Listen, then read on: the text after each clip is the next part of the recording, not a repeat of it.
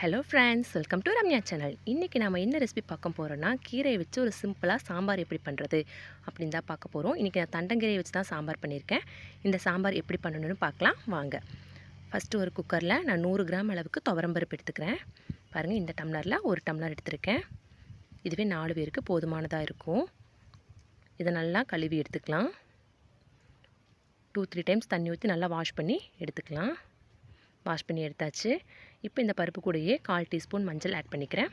ஒரு சின்ன சைஸ் தக்காளி முழுசாகவே ஆட் பண்ணிக்கலாம். சம்டைம்ஸ் தக்காளி வெட்டி போட்டிங்கன்னா பருப்பு வேகாமல் போயிடும், அதனால் முழுசாகவே ஆட் பண்ணிக்கோங்க. பருப்பு மூழ்கிற அளவுக்கு தண்ணி வச்சுட்டு ஒரு 4 விசில் விட்டு எடுத்துக்கலாம். பருப்பு நல்லா மசிஞ்சிரும். 4 விசில் விட்டாலே போதும். பாருங்கள், பருப்பு எந்த அளவுக்கு வெந்துருச்சுன்னு பாருங்கள். நல்லா வெந்துடுச்சு. அடுத்தது குழம்ப தாளிக்க ஆரம்பிக்கலாம். ஒரு கடாய் எடுத்துக்கலாம். கடாய் நல்லா ஹீட் ஆனதும் ஆயில் ஆட் பண்ணிக்கலாம். ஆயில் நல்லா ஹீட் ஆகிடுச்சு. இப்போ கடுகு உளுந்த பருப்பு போட்டு தாளிச்சிக்கலாம். கடுகு நல்லா பொரிஞ்சிடுச்சு. இப்போ நான் சாம்பார் வெங்காயம் ஆட் பண்ணுறேன். அதுக்கு முன்னாடி சீரகம் ஒரு ஸ்பூன் ஆட் பண்ணிக்கோங்க. சாம்பார் வெங்காயம் 2 கட் பண்ணி வச்சுருக்கேன். ஒரு 10 வெங்காயம் அளவு அதையும் ஆட் பண்ணிக்கலாம். அது கூடவே தண்டங்கீரையை நான் கட் பண்ணி எடுத்து வச்சுருக்கேன். அந்த தண்டங்கீரையும் நம்ம இப்போ இதில் ஆட் பண்ணிக்கலாம்.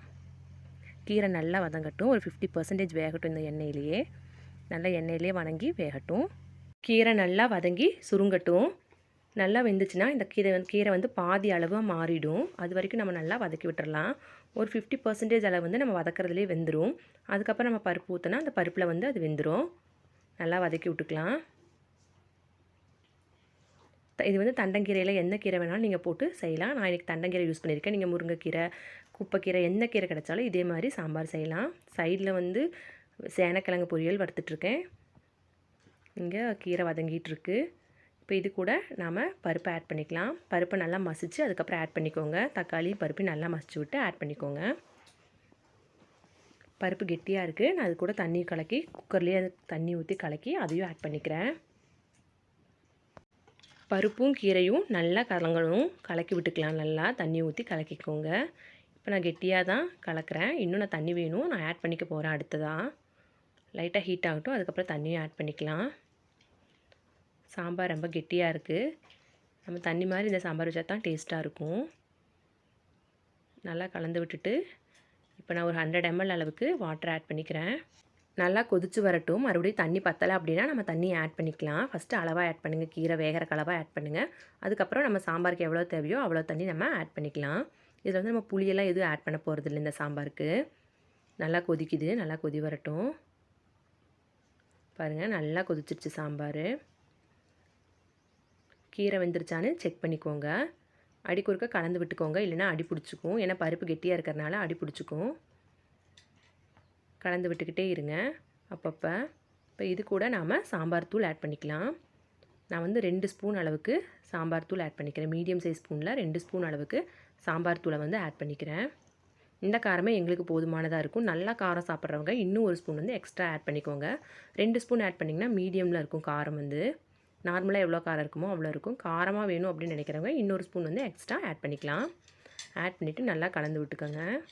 இது மாதிரி தான் சைட்லலாம் நுரையாக இருக்கும். இந்த நுரை ஃபுல்லாக அடங்கினாலே குழம்பு வந்துருச்சுன்னு அர்த்தம். இப்போ நான் 2 ஸ்பூன் அளவுக்கு உப்பு ஆட் பண்ணிக்கிறேன். இப்போ தாளித்து கொட்டிட்டா நமக்கு குழம்பு தயாராகிடும். ஒரு சின்ன கடாயில் எண்ணெய் ஊற்றி கடுகும் கடலப்பருப்பும் தாளித்து விட்றேன். கடுகு நல்லா பொரியட்டும். 2 காஞ்ச மிளகாயும் ஒரு கைப்பிடி அளவு கருவேப்பிலையும் ஆட் பண்ணிக்கலாம். நல்லா பொரிஞ்சதும் பெருங்காயத்தூள் கொஞ்சம் ஆட் பண்ணிக்கலாம். பெருங்காயத்தூள் ஆட் பண்ணால் கேஸ் ப்ராப்ளம்லாம் வராது. நல்லா பொரிஞ்சிடுச்சு. இப்போ இதை நம்ம குழம்புல ஆட் பண்ணிக்கலாம். இதை தாளித்து கொட்டினாலே சரியான மணமாக இருக்கும். வீடே மணக்கும். அந்தளவுக்கு சூப்பராக இருக்குது இப்படி தாளித்து கொட்டினீங்கன்னா குழம்பு. இப்போ இதை நம்ம குழம்புல ஆட் பண்ணிக்கலாம். தாளித்து கொட்டியாச்சு. இப்போ நல்லா கலந்து விட்டுக்கலாம். ஒரு கொதி வரட்டு. தாளித்து கொட்டினதுக்கப்புறம் நம்ம அடுத்தது வேறு ஒரு பவுலுக்கு நம்ம குழம்ப ட்ரான்ஸ்ஃபர் பண்ணிக்கலாம். பாருங்கள், இந்தளவுக்கு நான் தண்ணி மாதிரி தான் வச்சுருக்கேன் குழம்பு. இப்படி வச்சிங்கன்னா தான் கீரை குழம்பெல்லாம் டேஸ்ட்டாக இருக்கும், கெட்டியாக வைக்கிறத விட. அவ்வளோதாங்க, சூப்பரான கீரை சாம்பார் ரெசிபி நமக்கு ரெடி ஆகிடுச்சு. சட்னி ஈஸியாக வீட்டில் பண்ணிடலாம். இந்த கீரை கட் பண்ணுறதுக்கு மட்டும் தான் நமக்கு டைம் ஆகும்.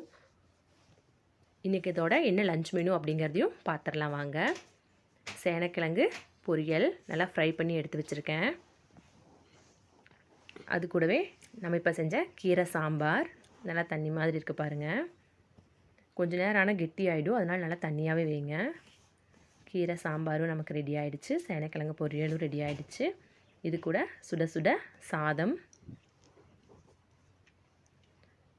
தக்காளி ரசம், புளி போடாமல் வெறும் தக்காளி மட்டும் போட்டு தக்காளி ரசம் இன்றைக்கி வச்சேன். நேற்று வந்து மிளகு ரசம் வச்சோம், இன்றைக்கி தக்காளி ரசம் வச்சுருக்கோம். அது கூடவே கெட்டி தயிர். இவ்வளோதாங்க இன்றைக்கி லஞ்ச் மெனு. இந்த ரெசிபிஸ் உங்களுக்கு பிடிச்சிருக்கும்னு நான் கண்டிப்பாக நினைக்கிறேன். இந்த ரெசிபி உங்களுக்கு பிடிச்சிருந்தா லைக் பண்ணுங்கள், ஷேர் பண்ணுங்கள், கமெண்ட் பண்ணுங்கள். மறக்காமல் ரம்யா சேனலை சப்ஸ்கிரைப் பண்ணிடுங்க. தேங்க்யூ.